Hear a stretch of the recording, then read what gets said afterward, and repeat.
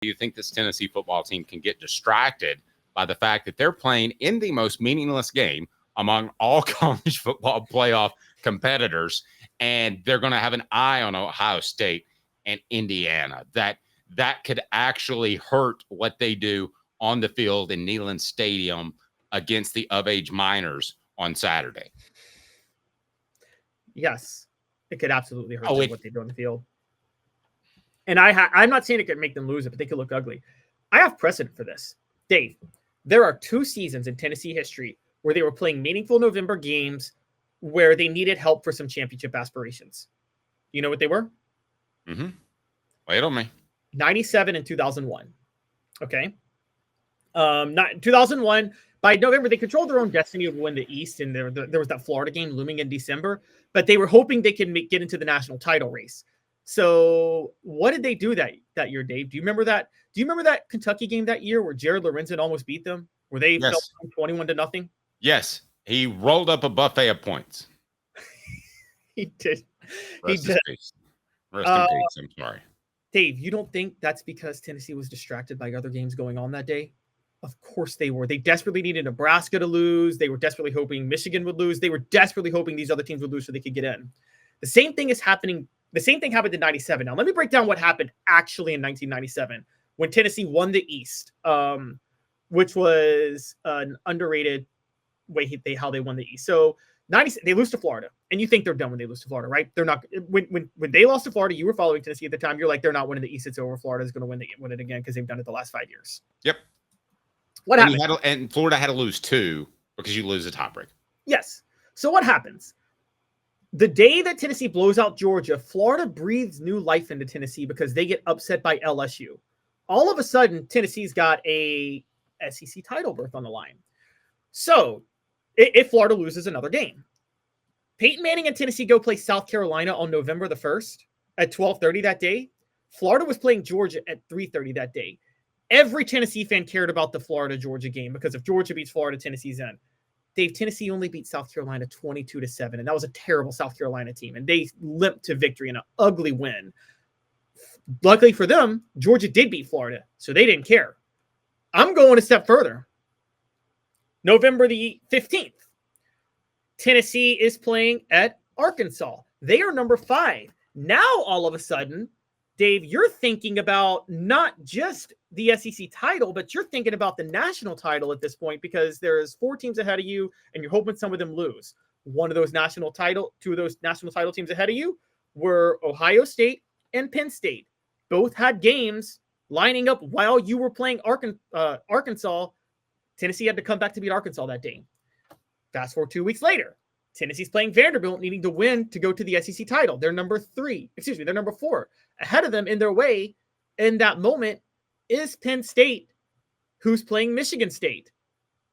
They barely beat Vanderbilt 17-10 because they really want Michigan State to beat Penn State that day, which Michigan State does. Thank you, Nick Saban, if you're a Tennessee fan. So all I'm saying is there is a track record, and history bears it out, of when you are worried about other November games, you can look ugly playing football yourself. It has happened time and time again. Okay, but here's the track record. And by the way, that cost Peyton Manning the Heisman. That cost him the Heisman was because he was playing horrible in November. Okay, but here's the track record you need to be more aware of. Is this team's bounced back every time this year, right? They bounced back from a so-so performance, but they bounced back from a loss to Arkansas, despite still having offensive tackle issues. I believe they'll bounce back this week. I believe the leadership of this team is too strong.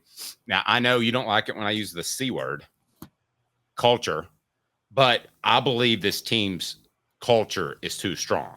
I think you look at some of those other teams, and they were maybe a little bit more star-laden. I mean, I covered those teams, and maybe they thought that, and they thought, well, how do I kind of wiggle my way out of this? Because opt-out wasn't a thing where I get myself ready for the NFL. And then when those losses happened that you're talking about, and suddenly a championship was back at play, they said, whoa, let's try to do this. I don't think this team, somebody in Tennessee's program told me the Sunday before the Mississippi State game, I said, what do you think about this week? He goes, wait, who do we play again? I think this team gets so focused on each particular week, and it's such a mentally tough football team. I think the offensive tackle issues would have torn this team apart in many of the different years that I've covered Tennessee football. I think they handled it. I think they got better. They went 12 personnel. I think the players said, hey, you figured out a way to get us through this.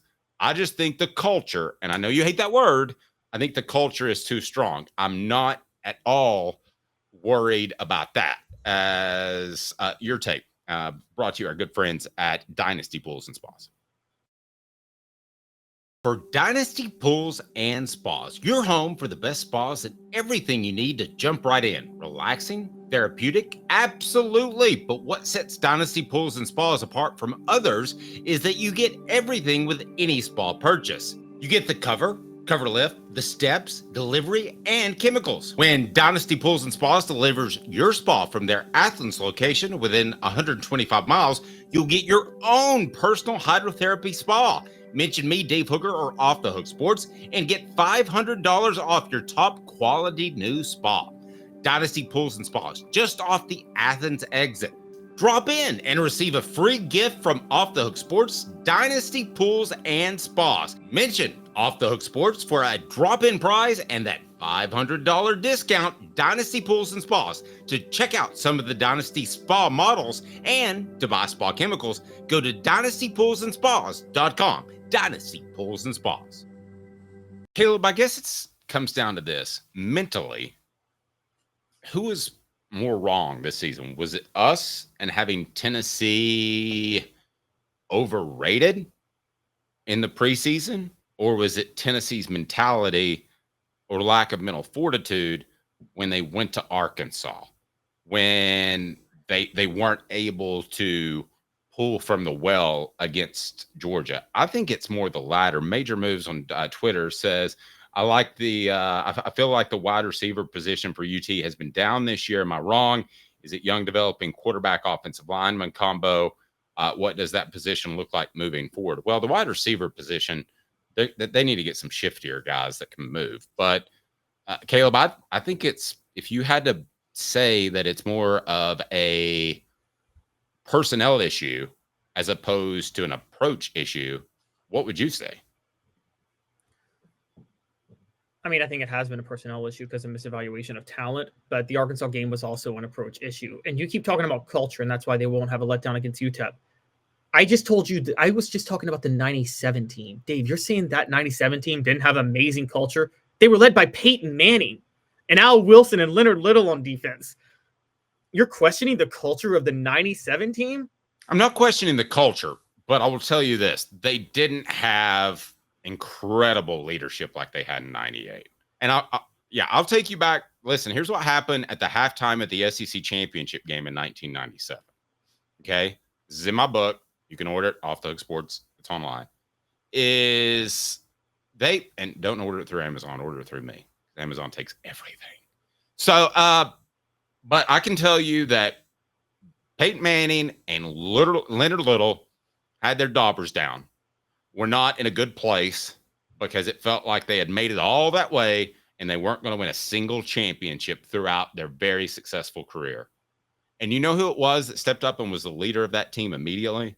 Right there. Oh, I know the story. It was Al Wilson in that moment. Yeah. I'm not sure they win that game because they don't have the elite leadership at the top.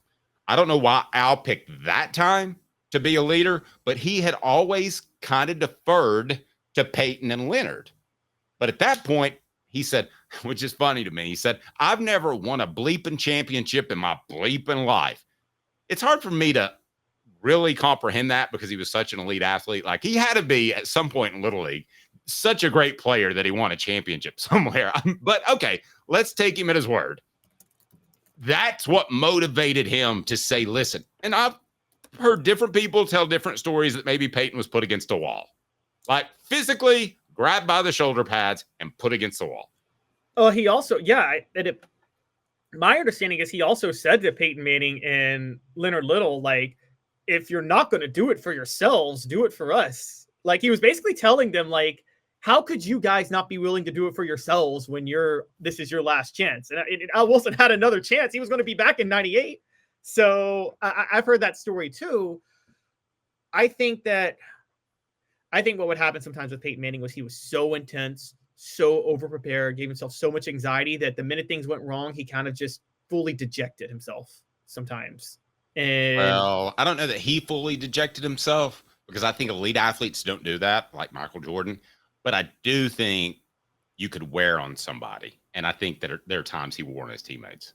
Oh, I believe that too, because and that's where he and Leonard Little were different. It's funny that Al Wilson got intense like that, because Leonard Little was known, he was a leader, but he was the quiet leader, wasn't he? Mm-hmm. He was kind of like the just do what you need to do, we'll be okay. And Peyton Manning was the get in your face, and then Al Wilson became the get in your face. So I get what you're saying, but I still think the culture of that team was really, really, really strong. And it was a B+, but it wasn't an A+ like 98. Okay. I mean, an A+ overcomes the best quarterback that's ever been in your generation. A B+ does not get you.